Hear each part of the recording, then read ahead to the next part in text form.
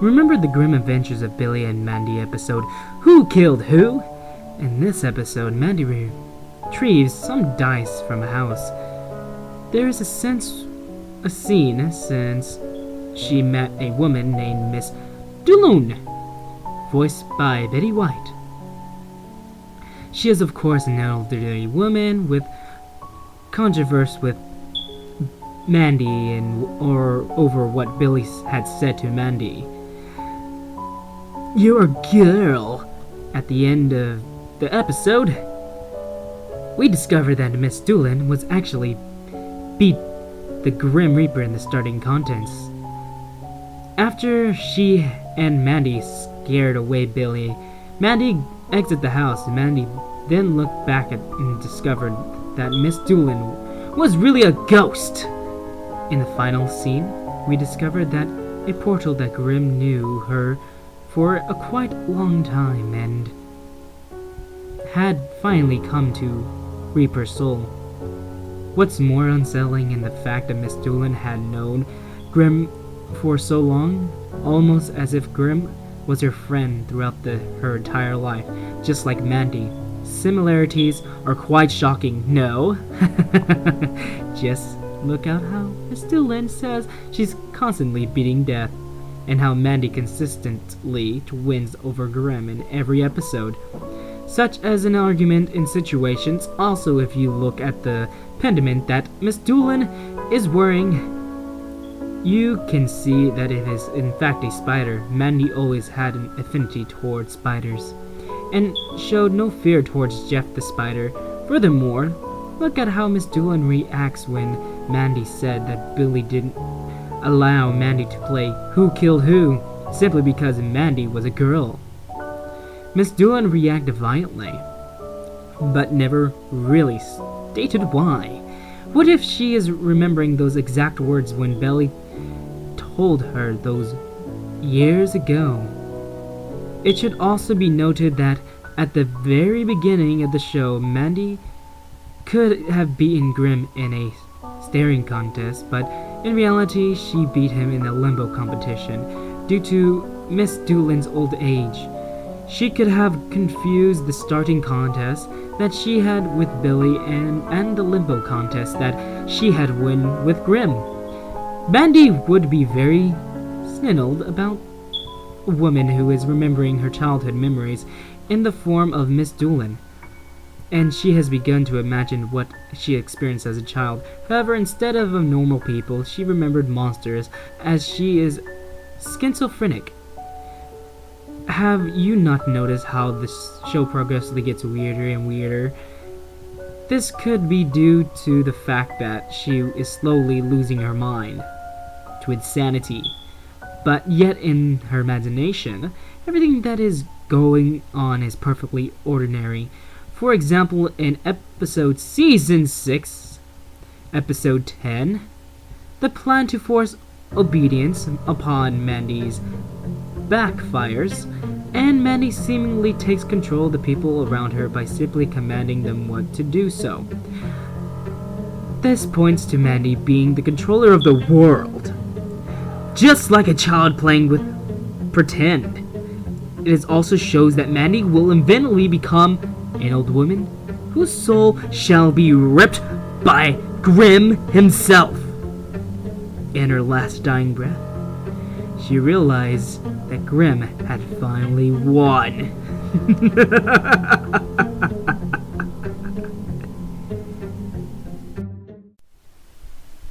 Have you ever watched Scooby-Doo?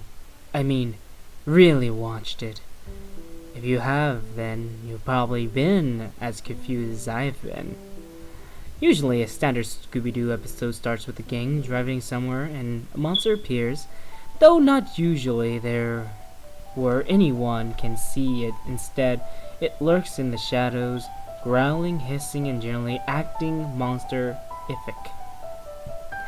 This is the first stumbling block we have a logic to in the Scooby-Doo universe. Why would anyone do this? Oh sure, they finally were monsters. if you would make sense.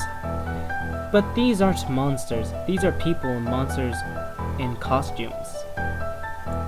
Yet, here they are, howling around in the dark, acting like monsters. And there's no one around to see them. Certainly, it's impossible that one or two are method actors and really into their role, but that just can't be it. True for all of them. Speaking and staying in character, the monster, or rather people in monster costumes, rarely, if ever, break character. The Mystery Gang never stumbled upon the monster acting remotely like a person underneath the mask, even when Scooby-Doo and Shaggy pulls up their "let's prevent, we're barbers" shindig. Monsters go along with the act, at least it's a little while before realizing, hey, I'm supposed to be a monster. Even when the monster is being tricked, he doesn't like a human. Perhaps the biggest mystery in the Scooby-Doo himself.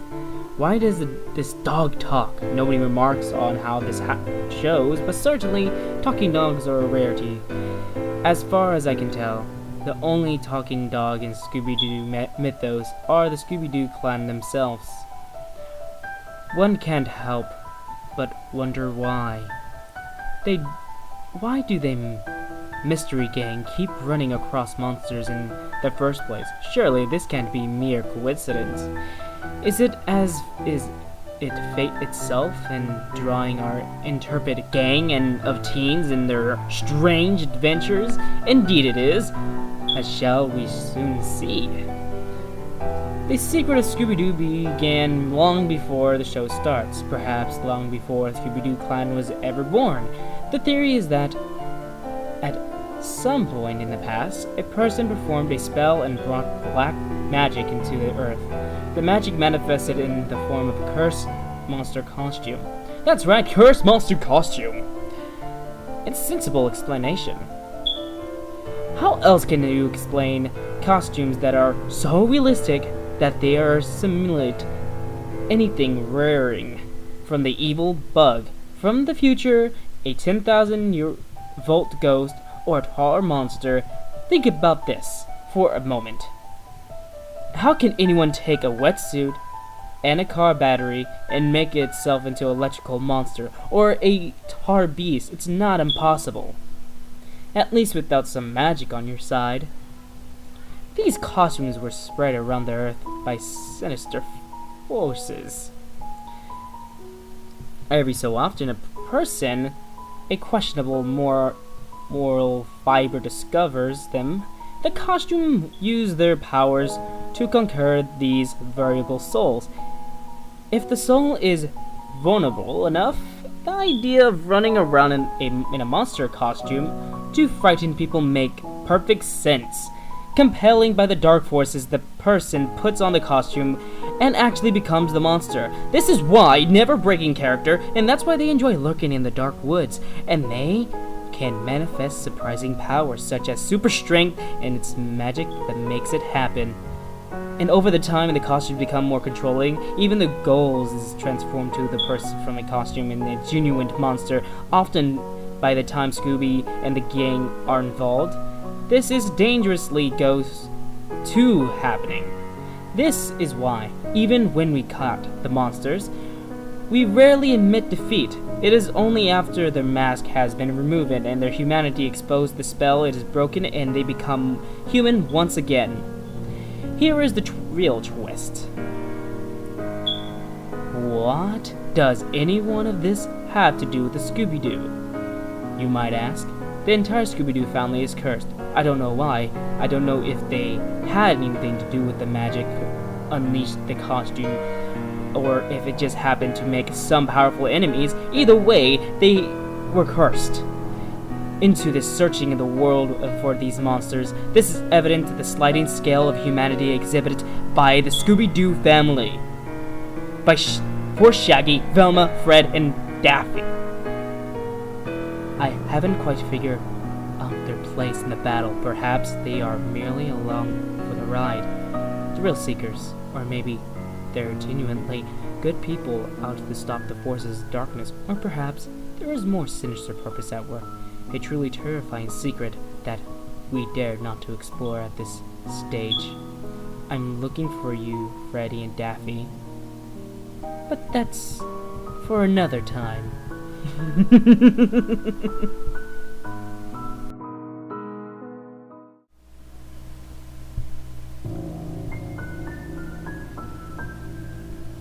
Long ago, the timber wolves around the French Creek had gotten out of hand. There were so many wolves, the farmers couldn't prevent them from killing their livestock, so the state put a bounty on them. They would pay hunters $10 for every wolf pellet in turn in, which was a great pay at the time. A butcher in town named Bill Wilson thought that was a pretty good money, so he stopped working as a butcher and became hunting wolves. He was quite the shot. Every year he killed over 500 wolves, giving him more than $5,000. In those days, that was an inevitable amount of money.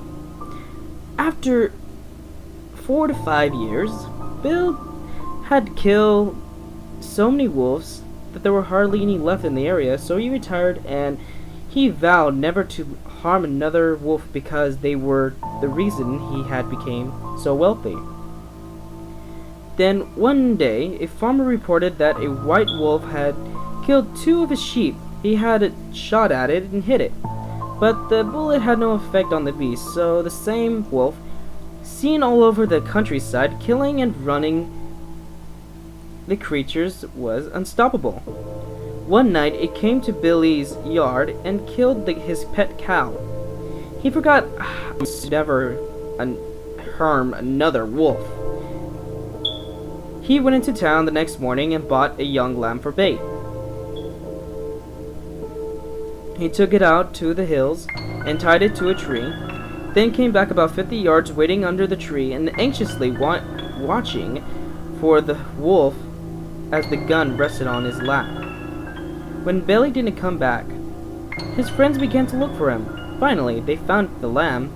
It was still tied to a tree, unharmed, though it was hungry. It was still alive. Then they found Bill. He was leaning against the tree where he had waited dead. His throat had been torn open. Oddly, there was no sign of struggle. His gun hadn't even been fired. Also, there were no tracks in the soil around him. As for the white wolf, it was never seen again.